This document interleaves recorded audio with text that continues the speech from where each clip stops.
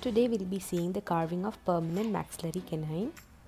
Before I begin, let me give you a brief introduction of canine. The 4 canines are placed at the corners of the mouth.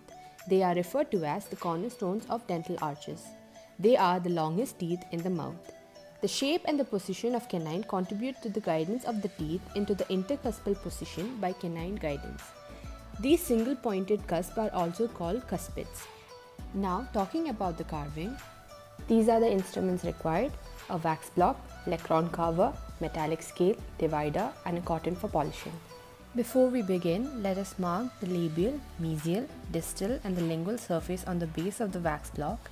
This is to prevent any confusion.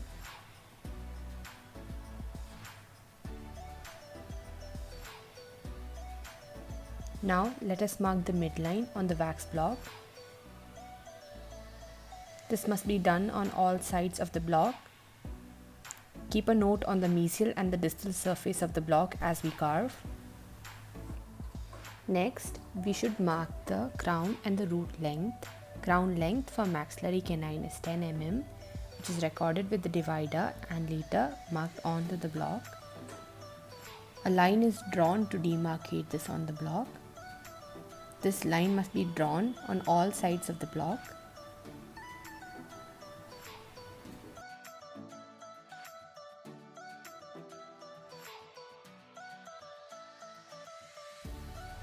Now moving on to the root length, which is 17 mm, which is again marked with the help of a divider. A line is drawn on all sides of the block. Hence this forms the 3 parts: the base, the root, and the crown. Next, we must divide the crown into 3 equal halves: upper 1/3, middle 1/3, and the lower 1/3. This helps to easily mark the contact areas and also the shape of the labial part of the crown. Next, we should mark the mesiodistal diameter of the crown at the cervix and the incisal 1/3. At the incisal 1/3, it is 7.5 mm, which is marked with the help of a divider, and that at the cervix is 5.5 mm.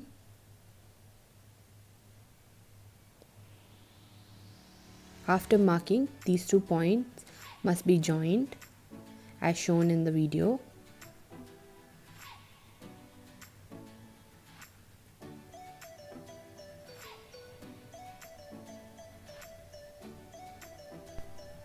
This would make a trapezoidal shape, as you can see. Now the excess must be removed according to the shape drawn, starting from the cervix. We are doing the mesial side now.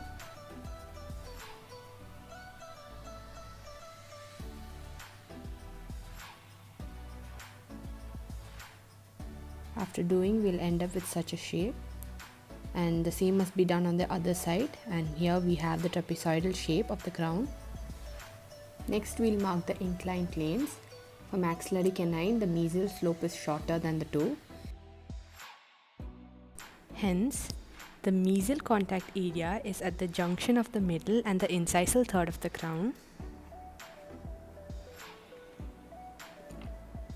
and the distal contact area is usually at the center of the middle third of the crown. Now a line is drawn from these contact area to the midline.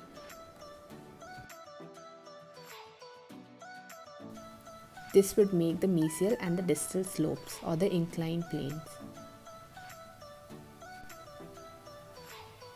Now the excess should be removed as drawn.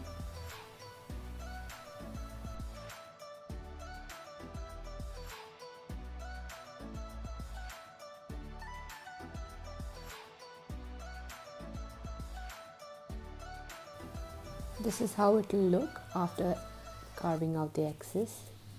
Now moving on to the buccolingual diameter. At the crown it is 8 mm, and at the cervix it is 7 mm.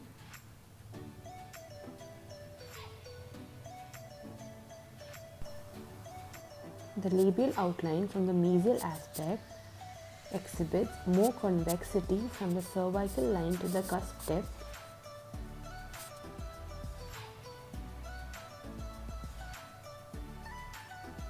and the lingual outline from the mesial aspect is represented by a convex line in the lower one-third describing the cingulum, which later straightens out in the middle third and later convex again in the incisal third.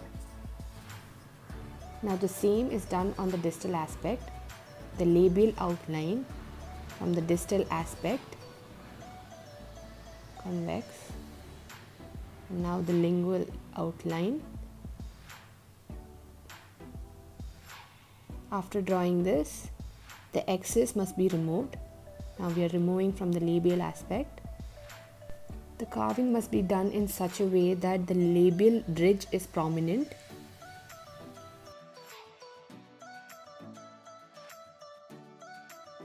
Now we are removing from the cervix, later from the incisal one-third. Make sure to follow the labial outline from the mesial or the distal aspect. The convexity is maintained. This is how it looks after carving out the excess.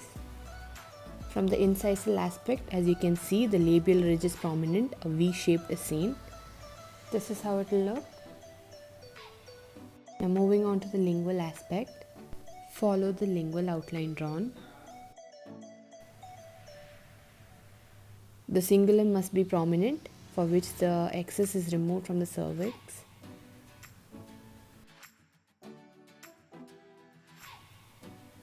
After the outline is carved, smoothen the rough areas.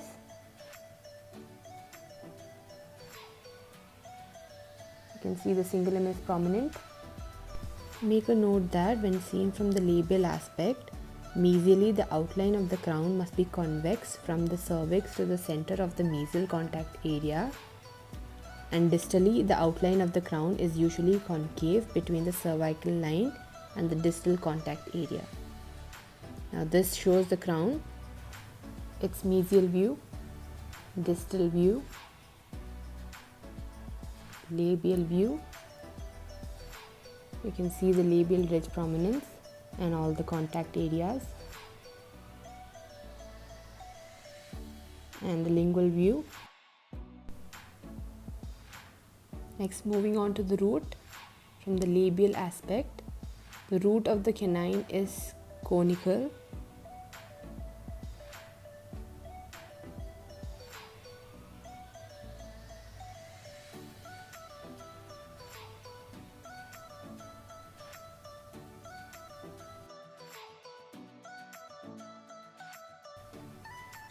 Now the same is done on the lingual aspect. The apex are blunt. Now the excess must be removed. Just follow the outline drawn. Here we are removing from the distal aspect now. More is removed from the apex.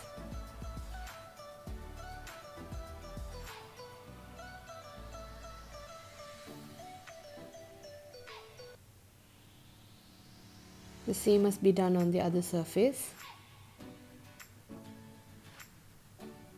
After both sides are removed, this is how it will look. Moving on to the distal and mesial aspect. Again, the outline of the root from this aspect is conical and tapered, and the apex is bluntly pointed. The root may curve labially towards the apical third.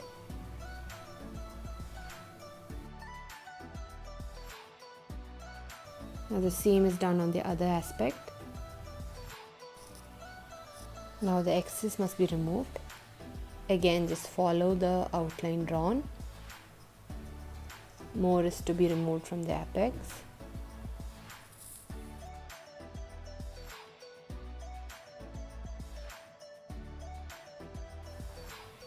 This is how it will look after removing the excess. Now the same must be done on the other aspect.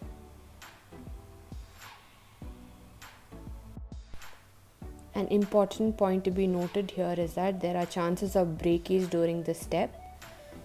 So support the root while carving. Now just smoothen out the rough areas and remove all the bulky areas. It should taper towards the apex. This is how it will look after carving. All the minute details can be done after the rough carving is done. Now moving on to the developmental depression, it is done with the back side of the lectron carver. On the mesial aspect, a shallow developmental depression is created. The mesial surface of the root must appear broad.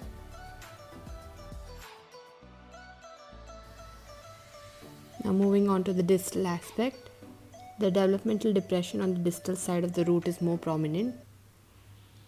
The depressions can later be smoothened out using the knife side of the lectron carver. Smoothen out all the rough areas on the root. Make sure the root appears conical and hold the root and do, as there are chances of breakage in this step.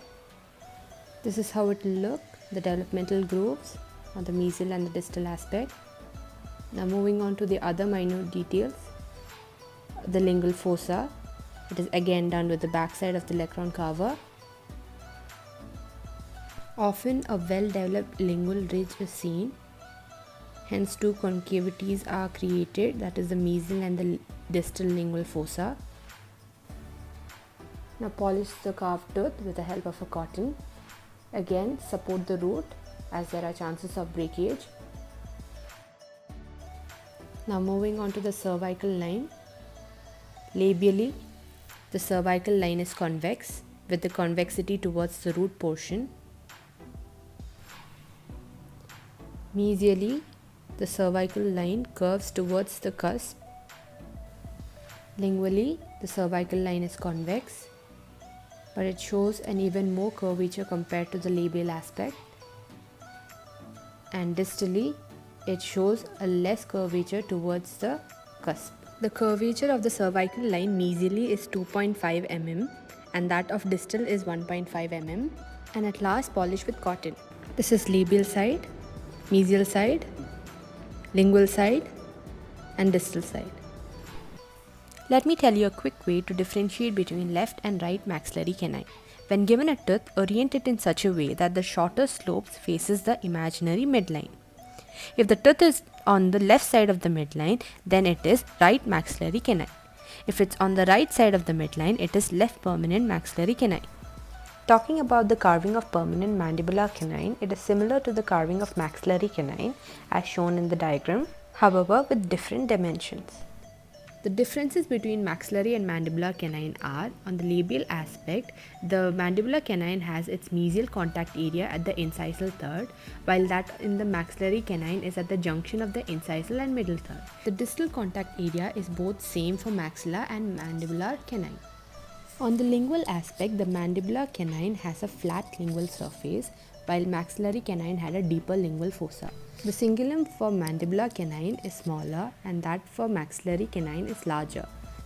The marginal ridge is parallel or slightly converging in mandibular canine, while it is pronounced with two fossae in maxillary canine. Talking about the lingual pitch or groove, it is commonly seen in maxillary canine while mostly not seen in mandibular canine. On the mesial aspect, the mandibular canine appears narrower and longer, while for maxillary canine it appears wider faciolingually. On the incisal aspect, the mandibular canine cusp tip is lingual to the root axis line, while for maxillary canine the cusp tip may be at or labial to the root axis line.